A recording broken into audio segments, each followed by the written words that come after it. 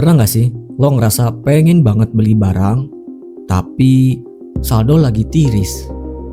Terus mata lo tertuju ke satu tombol ajaib, yaitu Pay Later. Pikir lo waktu itu kayak gini, cuma 50.000 per bulan ini, gak kerasa lah. Tapi sadar gak, perasaan gak kerasa itu justru awal dari kehancuran financial lo.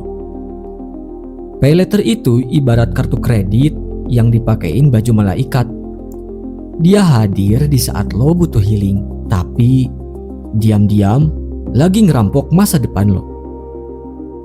Hari ini kita bakal bongkar sisi gelap Pay Later yang jarang banget dibahas, dan kenapa fitur ini didesain buat bikin lo susah kaya. Konsep pertama, frictionless payment.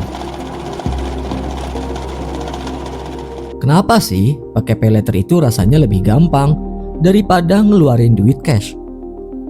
Secara psikologis, ada yang namanya pain of paying atau rasa sakit saat membayar. Pas lo ngeluarin uang cash selembar-selembar, otak lo itu ngerasa kehilangan. Tapi Pay Later, dia didesain untuk menghapus rasa sakit itu.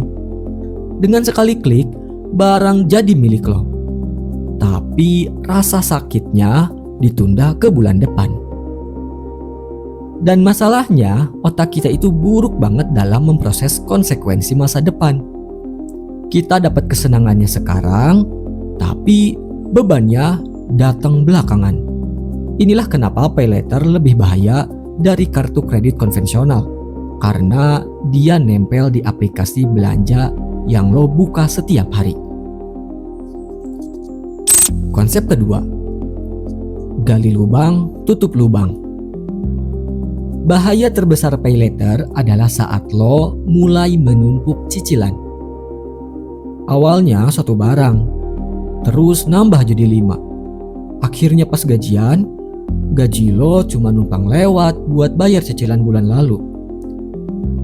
Karena uang sisa gaji nggak cukup buat belanja sebulan, lo akhirnya pakai Pay Later lagi buat makan atau beli bensin. Inilah jebakannya bro. Lo nggak lagi belanja buat masa depan, tapi lo lagi kerja buat bayar masa lalu. Lo terjebak dalam siklus perbudakan digital yang lo buat sendiri. Ada beberapa fakta gelap yang jarang banget orang tahu. Pertama, penghancur KPR masa depan. Banyak anak muda nggak tahu kalau telat bayar Pay Later 20.000 perak aja itu bisa bikin skor kredit lo di OJK jadi merah.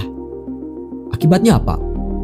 Pas lo udah nikah dan mau ngajuin KPR rumah atau kredit mobil, pengajuan lo bakal ditolak mentah-mentah gara-gara dosa kecil 20.000 yang gak kebayar masa lalu. Terus, fakta kedua yang jarang sekali orang tahu, suku bunga yang nipu. Mereka sering bilang, bunga cuma 2%. Kedengarannya kecil kan? Tapi itu biasanya bunga flat, bukan bunga efektif. Kalau lo hitung benar-benar secara tahunan, bunganya bisa jauh lebih tinggi dari bunga bank resmi. Belum lagi biaya admin dan denda keterlambatan yang bisa numpuk kayak bola salju. Fakta yang ketiga adalah dark patterns UI UX. Perhatiin deh, tombol Pay Later yang biasanya ditaruh di paling atas atau di tempat yang gampang diklik. Warnanya itu paling mencolok kan? Dan seringkali udah terpilih secara otomatis.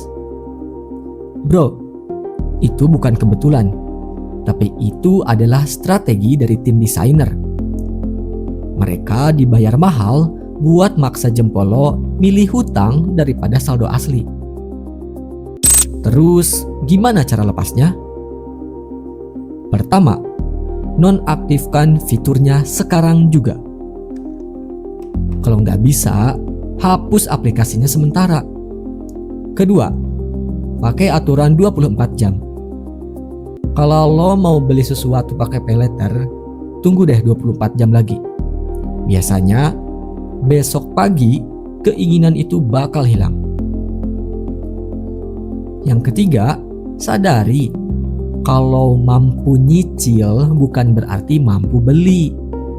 Kalau lo nggak bisa beli barang itu dengan tunai 3 kali lipat harganya, berarti sebenarnya lo nggak mampu bayar.